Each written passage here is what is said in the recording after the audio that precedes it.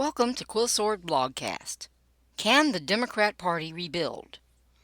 I forgot to mention this possibility in my last post. Yeah, it's possible. Not probable at the moment, and impossible to predict, but possible. If, very big if, it happened, what would it look like? Basically, there would be an internal fight for control of the party. It might start with a split between the Clinton and Obama camps, with each trying to gain control of the party. Neither of those camps is particularly in favor with their membership, so the likely result would be a complete disintegration. That's when the lawsuits start, as the lawyers start playing buzzard and picking off all the meat off the bones of the party as a corporate entity. However, it might just let another faction actually gain control. If that happens, then they'll redecorate and put out their new shingle as the new and improved Democrat Party. No crazies allowed. But what faction inside the Democrats could or would pull that off? I have no idea, and I suspect they don't either. I still think buzzard food is the most likely outcome, but a new party would really want those Democrat Party assets to launch with. Depends on what factions inside the Democrat Party can muster any real support. None of the present leadership has that kind of potential, so any real contender for party control would literally come out of left field.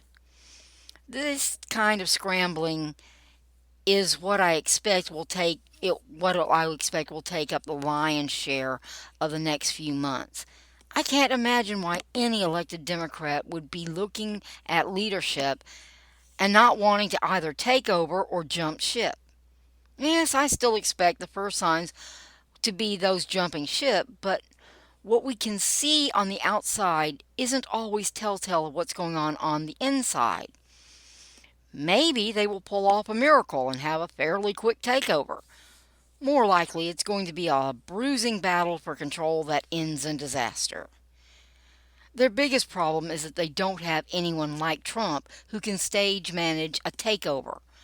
It's not enough to play puppet master. They need someone who has real significant a base of support within the party. I'm only being partially facetious when I say that Carter would have been their best bet. Carter was well respected in a way no other Democrat presently is. I don't see any Democrats in the field that have the moxie to rally the troops to their banner. Remember the 2020 primary debates with 21 candidates on stage all agreeing with each other? The Democrats are still stuck in that loop. They need an actual leader, and they haven't got one. A bunch of increasingly tiny factions fighting for scraps only destroys whatever assets the Democrat Party has, and no one will end up in control, unless you count bankruptcy court. And this is why I didn't even think about the possibility last post. I just don't see anyone in that party that can rally the troops to rebuild the party. Who knows? Maybe they have just the man or woman in the wings waiting to step on the stage. But I really doubt it. If that person exists, they kind of stink at performing on cue. The Democrats need a leader center stage right now. You'll notice the spotlight's empty. Kind of sums up the whole Democrat Party, doesn't it?